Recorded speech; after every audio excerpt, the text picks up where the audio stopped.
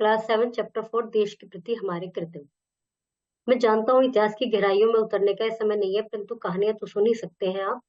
और कहानियां भी न प्रेमचंद की न एटन चोखेव की, दो युवकों के जीवन की दो घटनाएं हैं। पर उन दो घटनाओं में वह गांठ इतनी साफ है जो नागरिक और देश को एक साथ बांधती है। आप बड़ी बड़ी पुस्तकें पढ़कर भी उसे इतनी साफ नहीं देख सकते। मतलब हम जो किताबें पढ़ते हैं, हम जो ग्रंथ पढ़ते हैं, हम जो क्या करते हैं, उपन्यास पढ़ते हैं, उनमें कोई ना कोई बात स्पष्ट होती है। तो इसमें दो घटनाओं से ऐसा बात स्पष्ट हुई है जो कि बड़ी बड़ी पुस्तकें पढ़कर भी स्पष्ट नहीं होती। क्या बात स्पष्ट हुई है? हमारे देश के एक महान संत स्वामी राम तीरथ एक बार जापान गए। वे रेल द्वारा यात्रा कर रहे थे। एक दिन ऐसा हुआ कि उन्हें खाने को फल न मिले। उन दिनों फल ही उनका भोजन था। गाड़ी एक स्टेशन पर रुकी। वहां भी उन्होंने फलों की खोज की, लेकिन नहीं मिले। उनके मुंह से निकला, जापान में शायद फल नहीं मिलते। एक जापानी युवक प्लेटफॉर्म पर खड़ा था। उसने शब्द सुने। सुनते ही वो अपनी बात बीच में ही छोड़कर भागा और कहीं दूर से टोकरी ताजे फल ले आया। वे फल उसने स्वामी जी राम तीरथ को भेंट किए और भेंट करते हुए, लीजिए, आपको ताजे फलों की आवश्यकता थी। मतलब जैसे अपने आप से बड़बड़ाने लगे वो, कि यार यहाँ फल ही नहीं मिलते।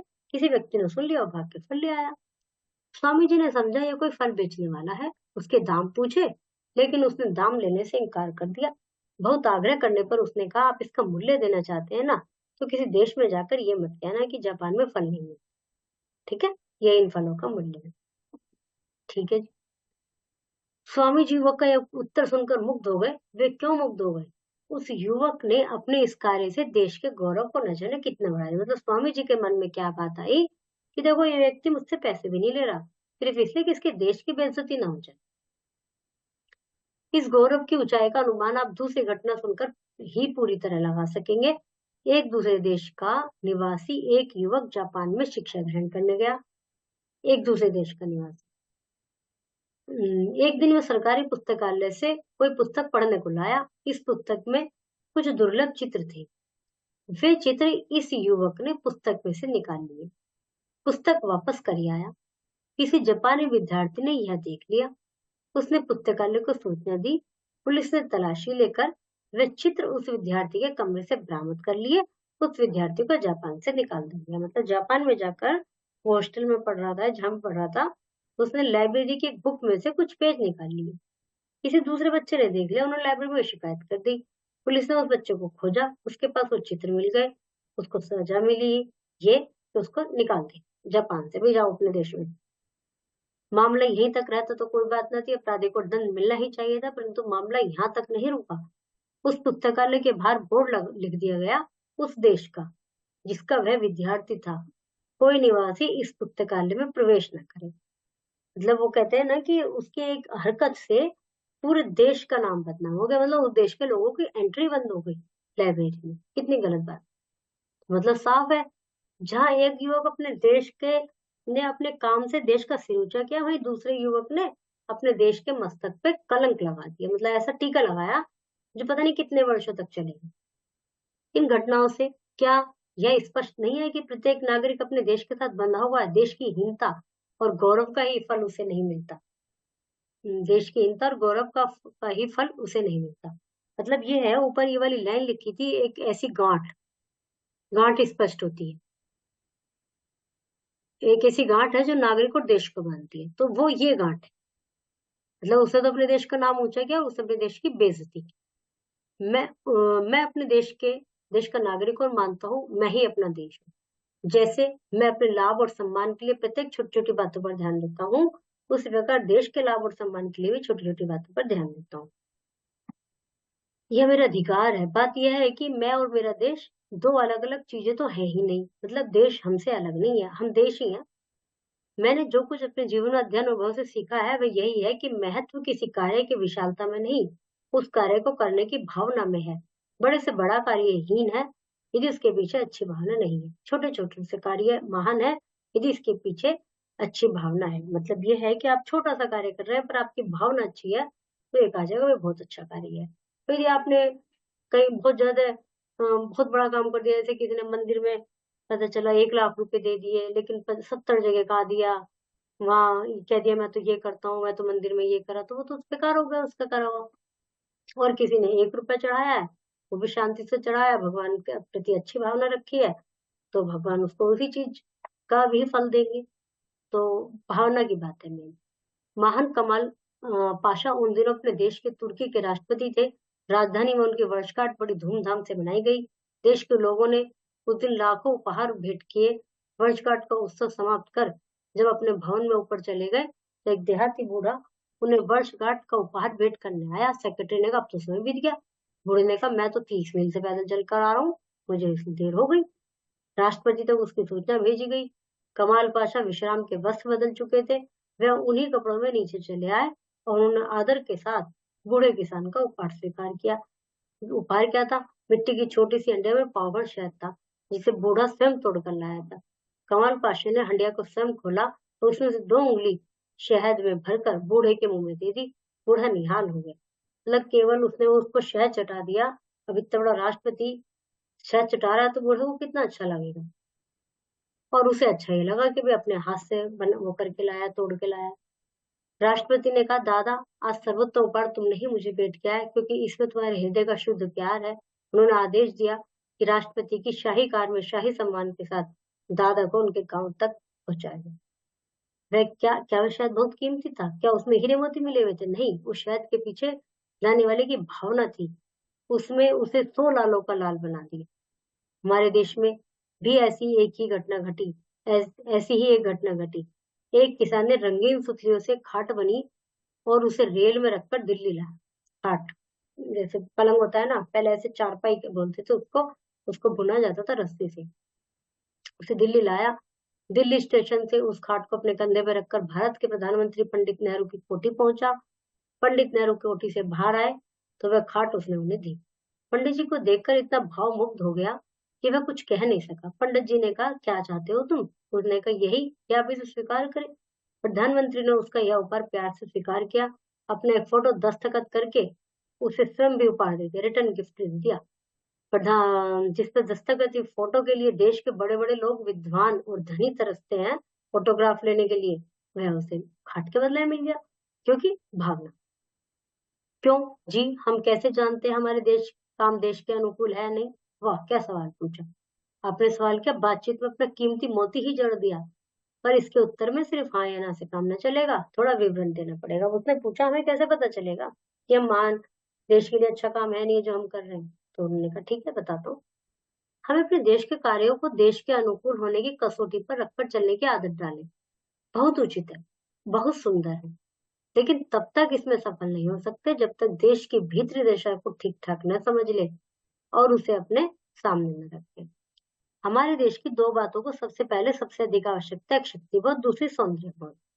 हम यह समझ लें हमारा कोई भी काम ऐसा ना हो जो देश की कमजोरी की भावना में बदल दे या कुरुचु की भावना को। जरा अपनी बात स्पष्ट कर दीजिए। यह आपकी राय है, मैं इससे बहुत खुश हूँ। क्या आप मुझसे यह स्पष्टता मांग रहे हैं?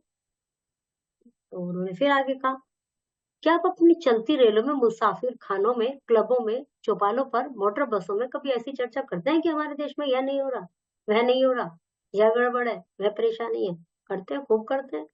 ये नहीं है, वो नहीं है, समय पे लाइट नहीं आती, सफाई नहीं है मोहल्लों में, ऐसे बहुत शिकायतें करते हैं। साथ ही क्या इन स्थानों पर इसी तरह के दूसरे स्थानों में आप कभी अपने देश के दूसरे देशों के साथ तुलना करते हैं? ऐसा भी करते हैं, हमारे देश में तो ये बहुत बेकार है, अमेरिका में तो ये बहुत बढ़िया है। इवन शहर की भी करते हैं कि अपना क्या कहते हैं, अपने यूपी में तो सेफ्टी नहीं है, मुंबई में बहुत सेफ्टी है, तुलना कर रहे हैं ना। इस तुलना में अपने को हीन, दूसरे देशों को श्रेष्ठ सिद्ध करते हैं। यदि इन प्रश्नों के उत्तर हाँ हैं, तो आप देश के शक्तिबोध को भयंकर चोट पहुंचा रहे हैं। आपके हाथों से सामूहिक मानसिक बल का ह्रास हो रहा है, नुकसान। सुनिए आपने शल्य की बात। महाबली कर्ण का सारथी था। जब भी कर्ण अपने पक्ष की विजय की घोषणा करता, हुंकार भरता, वह अर्जुन को अजेयता का एक हल्का सा उल्लेख कर देता। महाभारत में क्या हुआ था कि जब जितने जैसे भीष्म पिता मृत्युशैया पर चले गए थे और भी बहुत सारे लोग मर गए थे, तो कर्ण आया लड़ने के लिए, उसका सारथी था। तो वो क्या करता, अरे कर्ण तुम कहाँ इसको हरा पाओगे, अर्जुन बहुत बहादुर है। अरे कर्ण तुम कहाँ इसको हरा पाओगे, अर्जुन बहुत अच्छा धुरंधर है। इस तरह से कर देता था। बार बार सिरलेख से कर्ण के सघन सघन आत्मविश्वास में संदेह की तरे डाल दी, जो उसकी भावी पराजय की नींव रखने में अच्छा सफल रहा। अच्छा, आप इस तरह की चर्चा कभी नहीं करते? तो मतलब इसमें कहने का महाभारत को उदाहरण तो यह है कि उसके बार बार ऐसे कहने से कर्ण का मन थोड़ा उसको लग गया कि हाँ भाई वो तो विजेता है, मैं तो नहीं हरा पाऊंगा। तो हार हार हो गई उसकी। मार दिया था अर्जुन ने उसको। अब दूसरा प्रश्न, क्या आप कभी केला खाकर छिलका रास्ते में फेंकते हैं, घर के बाहर कूड़ा फेंकते हैं, मुंह से गंदे शब्द निकालते हैं, इधर की उधर उधर की उधर लगाते हैं, मतलब मैं उसने कुछ कहा उससे कुछ कह दिया, ये सब करते हैं?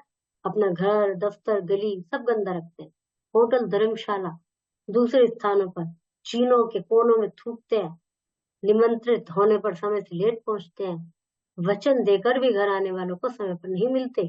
इस तरह किसी भी रूप में रुचि या सौंदर्य को आपके किसी काम में ठेस लगती है, तो यदि आप इस तरह की हरकतें करते हैं, समझिए आप दिखा रहे हैं कि वे आपको उसमें इंटरेस्ट नहीं, या आप खुद तो कह रहे हैं कि गंदगी बहुत हो रही है, खुद फूक रहे हैं, उल्टे सीधे काम कर रहे हैं, इधर उधर कूड़ा फेंक रहे हैं, इसका मतलब आप गलत हैं।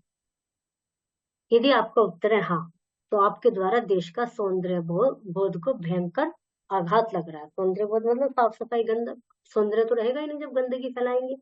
आपके द्वारा देश की संस्कृति को चोट पहुंच रही। हम सभी का कर्तव्य बन जाता है, हम अपने वन वचन और क्रम से कोई हानि ना पहुंचे, हमारे वचन क्रम से कोई किसी को हानि ना पहुंचे। दूसरे यदि अनुचित कार्य कर रहे हैं तो हमें उसका अनुसरण नहीं करना चाहिए। यदि कोई गलत कर रहा है तो कोशिश तो करो उसको रोकने की, पर जरूरी भी नहीं है पता चला आपके उसकी लड़ाई हो जाए, वो नहीं रुक रहा, तो कम से कम आप तो मत करो। और नहीं है सोचना चाहिए कि हमारे अनुचित कामों का काम न करने से स्थिति में कुछ सुधार नहीं होने वाला। मान लीजिए सब कूड़ा फेंक रहे हैं बाहर, तो आप क्या कर रहे हैं, आप डस्टबिन उसका ठेले वाले का आने का वेट कर रहे हैं, जो सुबह कूड़े की गाड़ी आती है। और यदि आपके दिमाग में आ जाए ये सब तो फेंक ही रहे हैं, मैं भी फेंक दूं, मेरे का ना फेंकने से कौन सा गली साफ हो जाएगी? नहीं, वो गलत है। आप अपने आप में अच्छा कीजिए, जो कर रहा है करने दीजिए। यदि आपके किसी गलत कार्य का अनुसरण करने वाले लोग 50 हो सकते हैं, तो आपके उचित कार्य का अनुसरण करने वाला कोई ना कोई होगा। यह असंभव है, कोई ना हो, होगा यह भी असंभव है। सब कूड़ा गली में फेंक रहे हैं, आप नहीं फेंक रहे, तो हो सकता है कोई आपको देख के रुक जाए कि भाई ये नहीं फेंकता, मैं अच्छा इंसान है, मैं भी ऐसे करूंगा। एक व्यक्ति भी कर रहा है तो वह भी पर्याप्त है। यदि आपको देखकर कोई एक व्यक्ति भी सुधर जाए तो बहुत अच्छी बात है। आपको निराश होने की आवश्यकता नहीं, आप धैर्य से अपना काम करते जाइए। आप देखेंगे देर से ही सही, किंतु आपके उचित कार्य का अनुसरण करने वालों की एक बड़ी जमात आपके पीछे खड़ी है। एक दिन इसी जमात के आगे सभी अनुचित कार्य करने वालों को अपने हथियार डालने पड़ेंगे, क्योंकि आप जानते हैं जीत हमेशा कार्य करने वालों की होगी। ये इसकी एक्सरसाइजिंग है। इसमें क्या करना है, सा पाठ में कुछ शब्दों के साथ सा लगाया, लगभग के भाव का बोध करना है। मतलब जैसे कहते हैं ना छोटा सा हल्का सा, तो लगभग मीनिंग का ही होता है। तो अपराधी सा क्या करना है, इनमें तो कुछ नहीं करना, बस एग्जाम्पल है। समानार्थी शब्द लिखिए जिसका अर्थ यही हो। के चैप्टर इज कंप्लीटेड।